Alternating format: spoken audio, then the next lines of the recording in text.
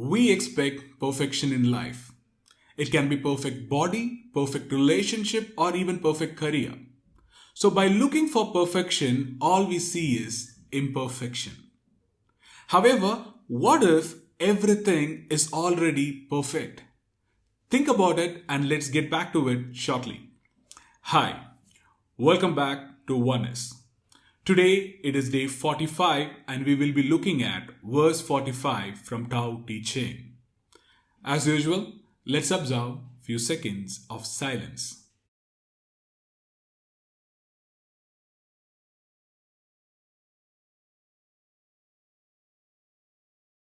Thank you. So now let's look at verse 45. The verse 45 talks about when we seek perfection, all we see is imperfection. So what you mean by imperfection is due to our existing belief or the worldly view or preconception, all we see things as twisted. What he means is probably we have come across a lot of beliefs that we build over a period of time. It can be people are greedy, life is hard, and if you're good with people, people will take advantage. These are some of the things, it's kind of hardwired in our mind. It's kind of a belief that we hold. So that way, all we see is imperfections instead of seeing perfection. And that's what the essence of the verse 45. So now, let's go and understand what Laotzu is trying to convey to us. The great accomplishments seems imperfect, yet it does not outlive its usefulness. So how I understand the first two lines is, it can be a great artist, sportsman, or scientist, or anyone who accomplishes the great things. For them, if you ask, they will see that they had a scope for improvement. They see there's an imperfect nature. That is their perspective. Even sometimes who are people from the outside, they become a critic of their accomplishments as well. We critic about the sportsman or artist or anyone. We critic them. So that is what seeing imperfection. However, their usefulness, what they've accomplished, outlives all the criticism in a given point in time. So that's what Laotzu means in the first two lines.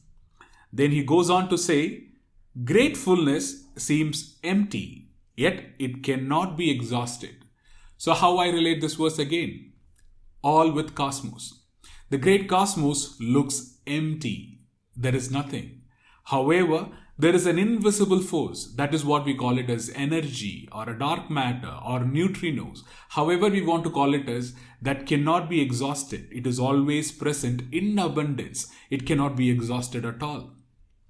And then he goes on to say, the great straightness seems twisted. Whenever we come across the person who's straightforward, sometimes when we come in touch, when we get to know them in the beginning, all we see is as twisted. Because they're so straightforward, they come straight. They will shoot their question and they answer it straight, which sometimes people take as an offense.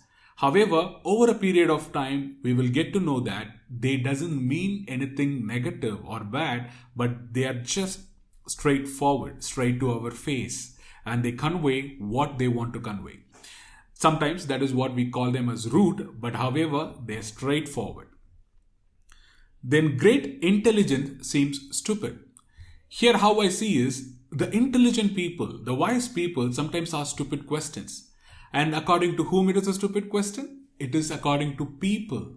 Because for them, their curious nature allows them to ask anything and clarifies that. So when people look at the intelligence people question, sometimes they feel, what? That is so stupid. That is so obvious. But then the intelligent people or the wise ones always want to clarify. So that way they come across as stupid. Great eloquence seems awkward. When you're talking about eloquence, when it comes to speech, there are two types of speakers. One who takes long pauses between each sentence or words even. So that way they allow the essence of each sentence to be grasped by the other people. However, the long pauses makes it look awkward. Their speech looks awkward.